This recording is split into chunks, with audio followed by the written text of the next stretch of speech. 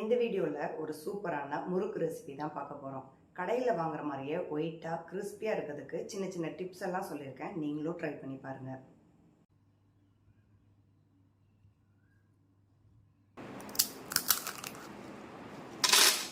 மாவு எப்படி அரைக்கணுங்கிறத லாஸ்ட்டில் சொல்கிறேன். இப்போ இந்த டம்ளர்லேருந்து 2 டம்ளர் அளவுக்கு நான் மாவு எடுத்துக்கிறேன். இதுக்காக 3 விதமான ஸ்பூன் எடுத்திருக்கேன். அஞ்சரைப்பட்டியில் யூஸ் பண்ணக்கூடிய சிட்டிகை ஸ்பூன், டீஸ்பூன், டேபிள் ஸ்பூன் இது எல்லார் வீட்லேயுமே இருக்கும். 1 சிட்டிகை ஓமம், 1 டீஸ்பூன் ஜீரகம், 1 டேபிள் ஸ்பூன் வெள்ளை எள்ளு எடுத்திருக்கேன். உங்கள்கிட்ட கருப்பு எள்ளு இருந்தாலும் எடுத்துக்கோங்க. 2 டேபிள் ஸ்பூன் அளவுக்கு கீ எடுத்திருக்கேன். 1 சிட்டிகை அளவு பெருங்காயத்தூள். இந்த அளவுகள் எல்லாமே நீங்கள் 1 டம்ளர் எடுத்தீங்கன்னா இதில் பாதியாக போடுங்க. அப்படி இல்லைன்னா நீங்கள் அதுக்கேற்ற மாதிரி போட்டுக்கோங்க.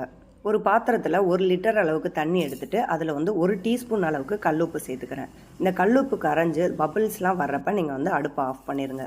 எடுத்து வச்சுருக்க பொருள் எல்லாத்தையுமே மிக்சிங் பவுலுக்கு மாற்றிக்கோங்க.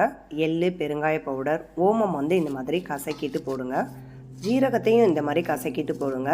குழலில் அடைச்சிருச்சு அப்படின்னா முறுக்கு கட்டாயி வரும். அதனால தான் நம்ம கசக்கி போடுறோம். சில பேர் முறுக்குக்கு நெய்க்கு பதில் பட்டர் சேர்ப்பாங்க. பட்டர் 1-2 முறுக்கு சாப்பிட்றப்பே நம்மளுக்கு நெஞ்சு கறிக்க ஆரம்பிச்சிடும். அதுவும் வயசானவங்களுக்கு ரொம்ப அது மாதிரி ப்ராப்ளம் இருக்கும். நெய் ரொம்ப நல்லது. இது மாவோட நல்லா மிக்ஸ் பண்ணிவிட்டு அதுக்கப்புறமா தண்ணி சேர்த்து நம்ம பிசைய ஆரம்பிக்கலாம். கொஞ்சம் கொஞ்சமாக தண்ணி சேர்த்து நீங்கள் மாவு பிசைய ஸ்டார்ட் பண்ணுங்கள். தண்ணி அதிகமாயிருன்னு நினச்சிங்கன்னா ஒரு கரண்டி மாவை வெளியில் எடுத்து வச்சுட்டு நீங்கள் கொஞ்சம் கொஞ்சமாக போட்டு பிசைங்க. சூடாக இருக்கிறதுனால நான் கரண்டி யூஸ் பண்ணி பண்ணுறேன். முறுக்கு நல்லா கிறிஸ்பியாக வேணும் அப்படின்னா நீங்கள் ஃபஸ்ட்டு ஸ்டெப் மாவை நல்லா திரட்டணும். ஒரு 10 to 15 மினிட்ஸ் தொடர்ந்து இந்த மாதிரி பெரிய பாத்திரத்தில் போட்டு திரட்டினீங்க அப்படின்னா உங்களுக்கு மாவு ரொம்ப சாஃப்டாக அந்த தண்ணி பதத்தையெல்லாம் எடுத்துகிட்டு உங்களுக்கு கரெக்டாக நல்லா டைட்டான பதமாக கிடைக்கும்.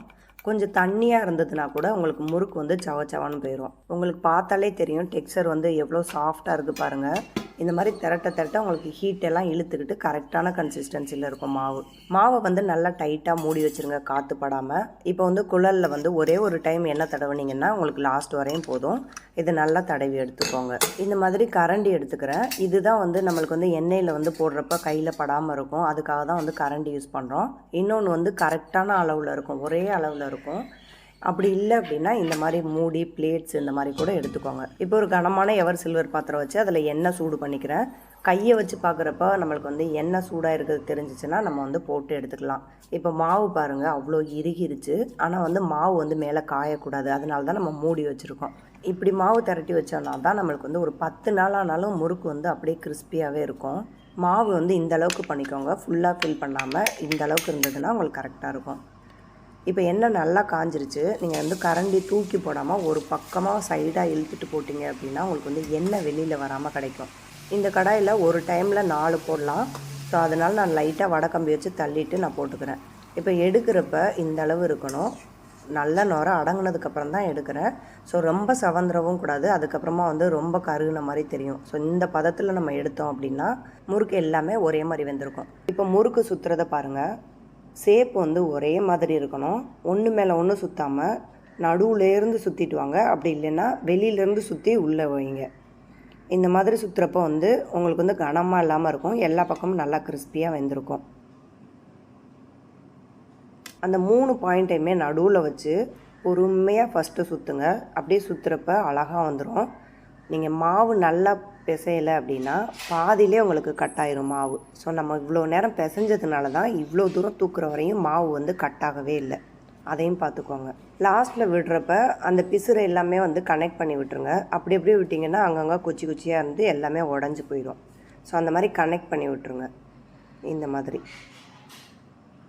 போட்ட கொஞ்ச நேரத்துலேயே இந்த மாதிரி நிறையா வர்றப்ப நீங்கள் முறுக்கை தள்ளி தள்ளி விட்டுட்டு சுற்றி விட்டுருங்க. அப்போ தான் முறுக்கு கருகாமல் இருக்கும். திருப்பியும் போட்டுருங்க. திருப்பி போட்டுகிட்டே ஒரு 4 டைம்ஸ் நீங்கள் திருப்பி போட்டுக்கலாம். ஒரே டைமில் நீங்கள் விட்டிங்கன்னா ஒரு கீழே கருப்பாயிரும், மேலே வேகாத மாதிரி இருக்கும். மாவு எப்படி அரைக்கிறதுன்னு சொல்லிட்டு பார்க்கலாம். பசங்களுக்கு ஸ்கூல் ஸ்நாக்ஸுக்கு இந்த மாதிரி தான் கொஞ்சம் கொஞ்சமாக போட்டு செய்கிறதுனால அம்மா மொத்தமாக அரைச்சி கொடுத்துருவாங்க. இதில் 2 கிலோவுக்கு மட்டும் நான் அளவு சொல்கிறேன். 2 கிலோ பச்சரிசி, 1/2 கிலோ உளுந்து, 200 கிராம் ஜவ்வரிசி. ஒரு கனமான பாத்திரத்தில் பச்சரிசியும் உளுந்தையும் தனித்தனியாக கொட்டி சிம்மிலே வச்சு வறுத்து எடுத்துக்கோங்க. இதனுடைய பதம் எப்படி இருக்கணும்னா, கடிச்சு பார்க்குறப்ப உளுந்தும் அரிசியும் நல்லா கிறிஸ்பாக இருக்கணும். உள்ளே வந்து மாவாக இருந்ததுன்னா நீங்கள் வந்து கொஞ்சம் நேரம் சிம்மிலே வச்சு வறுத்துக்கிட்டே இருங்க. அரிசி உளுந்து இதில் ஏதாவது ஒன்று கருகிட்டாலும் உங்களுக்கு வந்து முறுக்கோட கலர் வந்து சேஞ்ச் ஆயிரும். வறுத்து எடுத்ததுக்கப்புறமா அரிசியும் உளுந்தையும் நல்லா ஒன்றா கொட்டி ஆற வச்சுருங்க. நல்லா ஆறுனதுக்கப்புறமா ஜவ்வரிசி அதில் சேர்த்துட்டு நீங்கள் மிஷினில் கொடுத்து அரைச்சி எடுத்துக்கோங்க.